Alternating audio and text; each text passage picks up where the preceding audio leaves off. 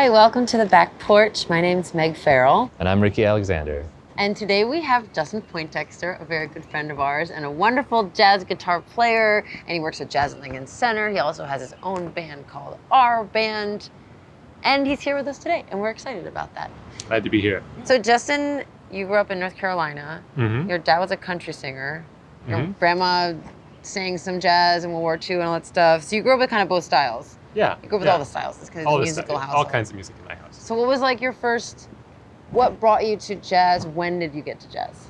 I remember the first time I heard Louis Armstrong. You're talking like old Louis Armstrong, Hot Fives and Sevens kind of thing? Like All Stars. Like probably, yeah. You know, cool. that was, I just randomly happened to hear it. You know, isn't that how it, I mean, I think that's how it happens for a lot of us. It's just kind of like a random situation. Yeah. Oh, and actually, yeah, I was in a Kmart once in North Carolina, right? Like as like a 8-year-old. And there were these cheap Charlie Chaplin like VHS collections because you know I think his stuff's in the public domain, and so I just like saw it and I was just like, Mom, will you buy me this? And someone had dubbed Jelly Roll Morton's Red Hot Peppers to Charlie Chaplin's The Rink, and it took me years to find out who it was. Nobody I knew knew who this music was, you know, but I've always loved that music. And then like to later on like through Jazz Lincoln Center, I got to like play a concert of that music on those instruments, you know, that were part of the. I mean.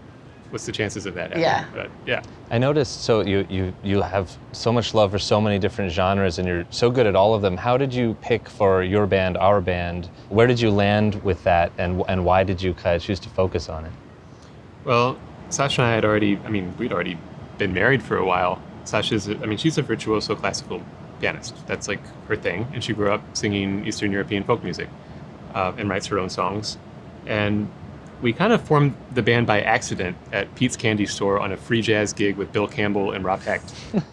It doesn't sound like company. free jazz. Yeah, right? What happened? Well, somehow we started playing Jolene, like the Dolly Parton song, you know? And for like 30 seconds before it went into like free jazz, like Crazy Zone. And someone filmed that, and then that 30 seconds of filming ended up getting us a State Department tour. And so we had to like manufacture a band like really, really quickly. Like we had like a weekend. They were like, oh, send us your press materials. And we were like, what, our wedding picture, you know? And so we like, our neighbor was a filmographer for Victoria's Secret. And so we made music videos and my dad had like gotten all this abandoned radio equipment from this gospel station. And like, we made like a couple recordings and we formed this band and it was kind of formed on this like ethos that like, we get to do exactly 50% of what you want to do and exactly 50% of what I want to do, and we don't have to compromise. And if it ever is not fun, like if it ever sucks and is a drag, we just don't do it.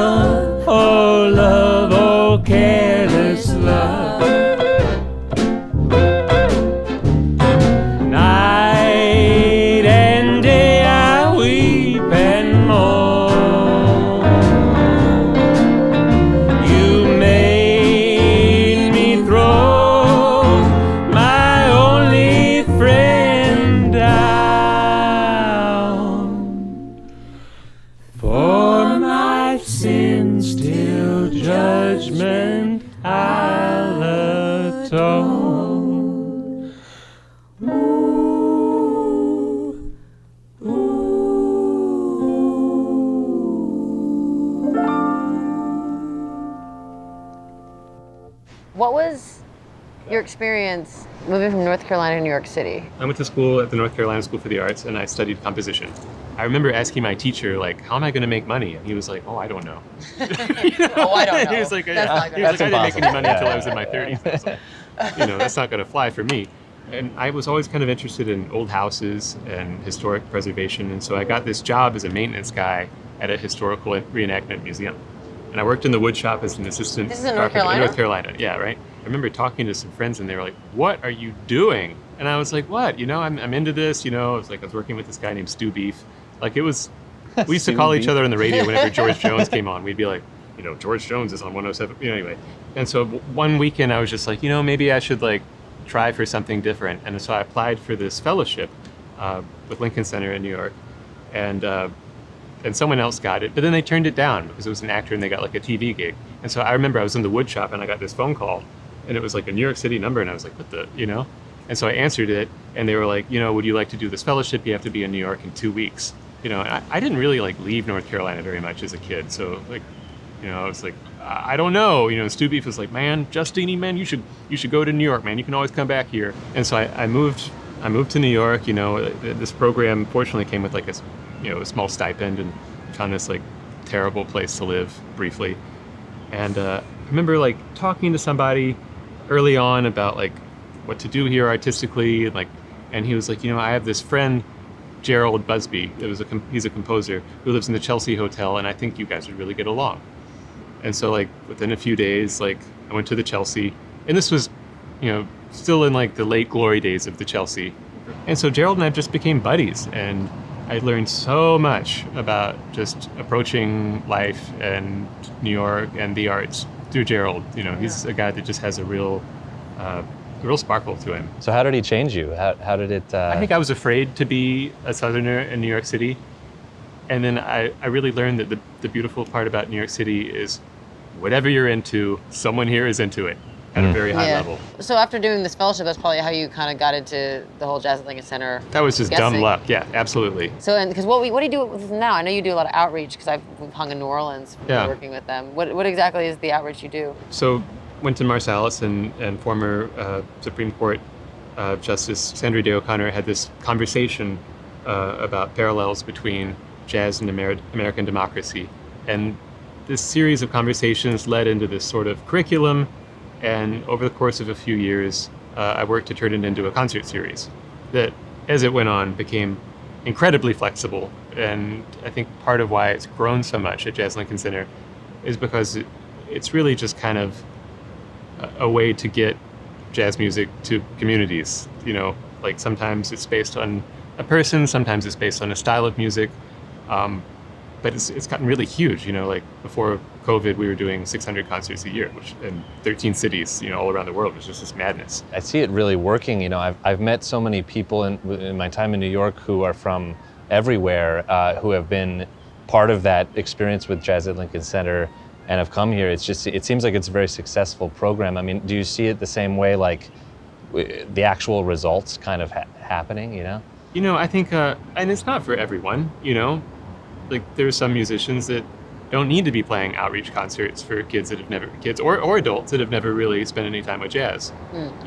People that I love dearly and really love their art. But for people that understand it, that understand the gig, it's that's a really powerful experience, Like I was talking about how it was just random that, I had this experience with Louis Armstrong's All-Stars when I was a kid. It's these moments can really shape your destiny. Totally. Yeah.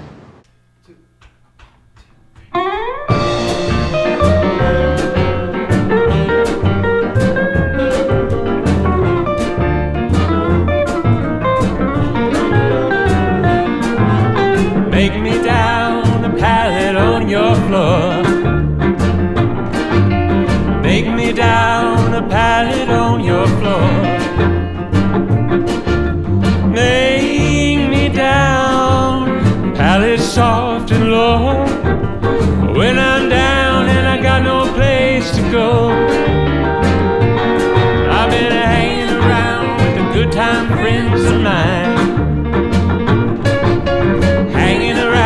The good time friends of mine.